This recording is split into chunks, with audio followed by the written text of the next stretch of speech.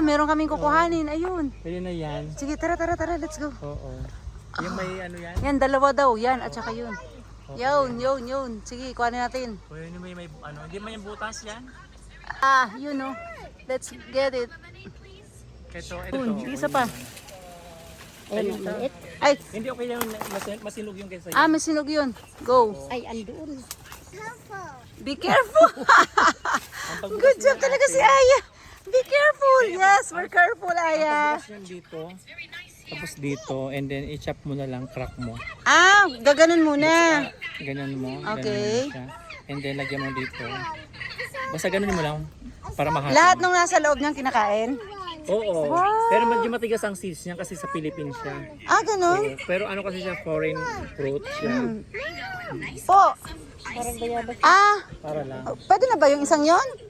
Hindi pa? Maliit Hindi pa daw. Hindi pa raw pwede, Anaya. Yan yung pinaka ma-expensive na prutas. Oo nga.